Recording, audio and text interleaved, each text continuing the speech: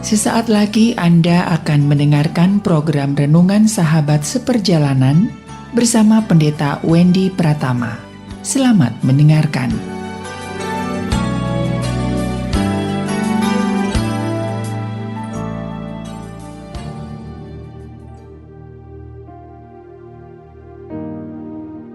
Selamat berjumpa kembali dalam layanan audio Sahabat Seperjalanan. Hari ini adalah hari Senin 14 November 2022. Tema renungan saat teduh kita dengan judul Warisan untuk Anak Cucu.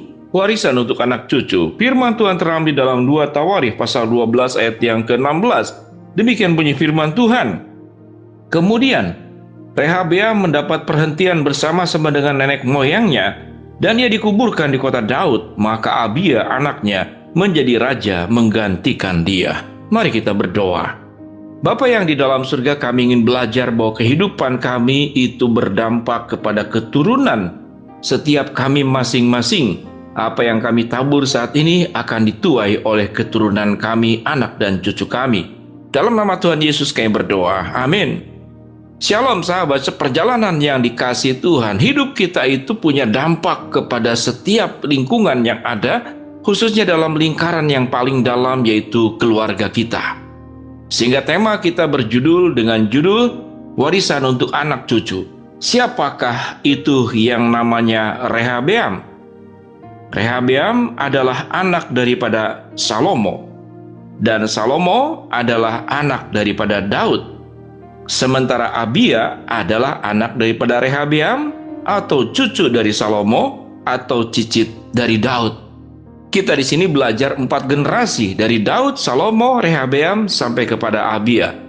Apa yang kita akan pelajari? Ini keturunannya adalah semuanya keturunan raja. Dari Daud, Salomo, Rehabeam, Abia. Apa yang kita pelajari pada bagian ini? Setiap raja itu memiliki tanggung jawab, memiliki kepercayaan yang diberikan oleh Allah ataupun diangkat oleh masyarakatnya.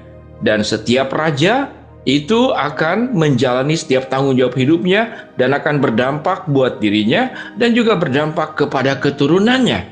Kalau kita mengenal sahabat perjalanan apa yang disebut dengan 7 turunan, setiap kita akan ada di dalam posisi keturunan itu. Kita boleh disebut sebagai keturunan ke-7 dari kakek moyang kita, diurut dari sekarang. Tetapi kita pun akan menghasilkan keturunan ke-7 setelah 7 generasi yang dilewati setelah kita. Itu yang disebut dengan 7 turunan. Pemahaman disebut dengan 7 turunan artinya adalah hidup kita tidak berdampak kepada diri kita sendiri, namun berdampak kepada seluruh kehidupan dari lingkar terdekat kepada lingkar yang terluar. Sahabat seperjalanan, kita tahu setiap raja itu berjuang menjalankan kepercayaan yang diberikan, termasuk Rehabeam. Ia punya mimpi untuk menyatukan kerajaan Israel yang ada di selatan maupun yang ada di utara. Jadi itu ingin disatukan, namun di dalam proses penyatuan terjadi berbagai macam konflik. Karena Rehabeam adalah kerajaan selatan, yaitu kerajaan dari Yehuda. Sementara pihak yang lainnya dia juga punya raja. Tetapi mereka pada dasarnya adalah bersatu. Sehingga di dalam perjalanan di dalam Alkitab, perpecahan antara kerajaan utara dan selatan itu terus bergulir. Mengapa sampai bisa pecah? Tuhan tidak pernah merancangkan yang namanya perpecahan. Namun biasanya karena keserakahan, karena ketidakadilan, karena pajak.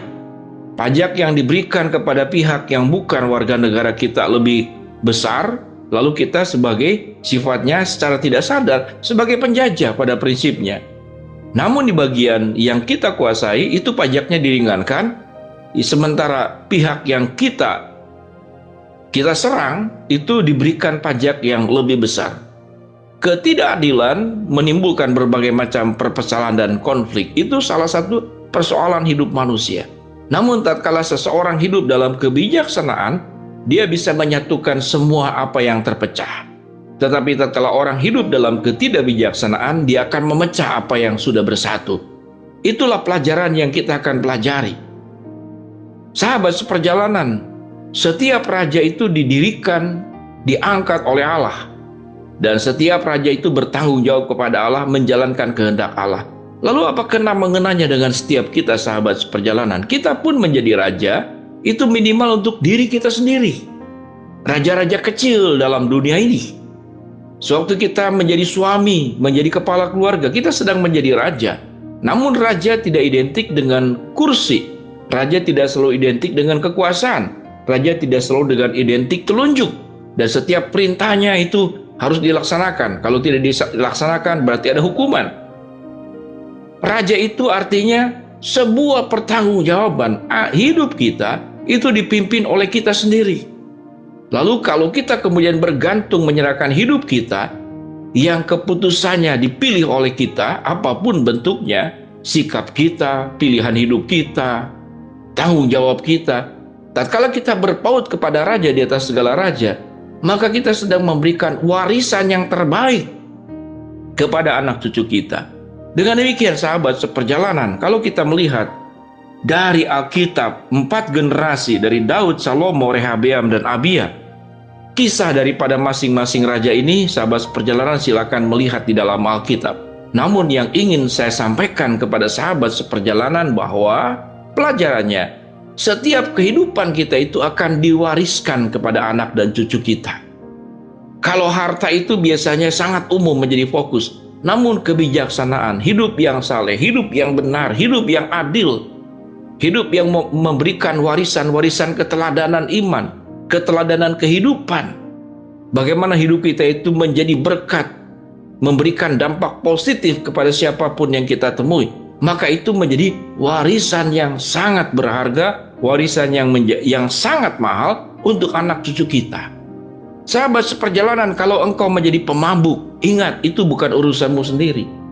Engkau, anak cucumu akan dikenal sebagai punya kakek moyang, sebagai pemabuk. Kalau kita penjudi, maka anak cucu kita akan dikenang sebagai punya kakek moyang, sebagai penjudi. Kalau kita sebagai orang yang suka berhutang dan hidup tidak bertanggung jawab, merugikan orang lain, maka itu adalah karakter yang diwariskan kepada anak dan cucu kita. Dengan demikian sahabat seperjalanan, ingatlah hidup kita itu tidak berbicara tentang urusan pribadi kita.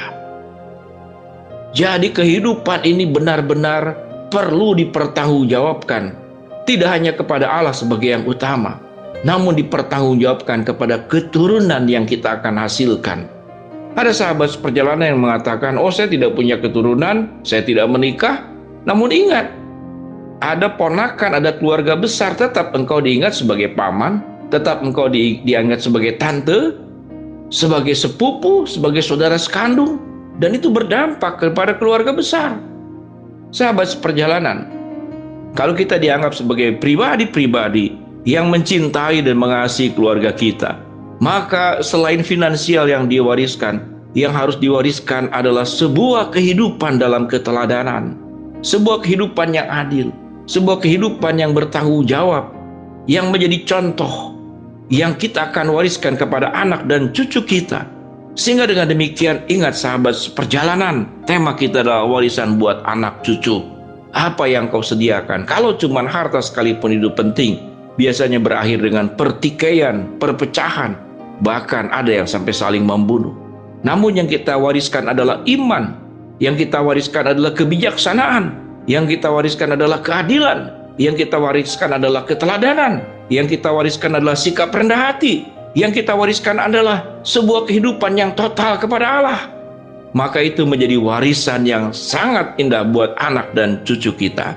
Sahabat seperjalanan, biarlah kita mewariskan semua yang indah, semua yang baik kepada anak cucu sesuai dengan kehendak Allah. Mari kita berdoa. Bapa dalam surga, terima kasih kami sudah belajar kebenaran firman Allah. Biarlah kami boleh mewariskan semua yang indah kepada anak cucu sesuai dengan kebenaran firman Tuhan. Hamba-Mu berdoa buat sahabat seperjalanan yang sedang sakit, Tuhan jamah sembuhkan. Sahabat seperjalanan yang sedang mengalami masalah, Tuhan bukakan jalan. Dan sahabat seperjalanan yang sedang memohon berharap sesuatu, Tuhan akan kabulkan sesuai dengan kehendak-Mu. Dalam nama Tuhan Yesus kami berdoa. Amin. Shalom sahabat seperjalanan, Tuhan memberkati kita semua. Amin.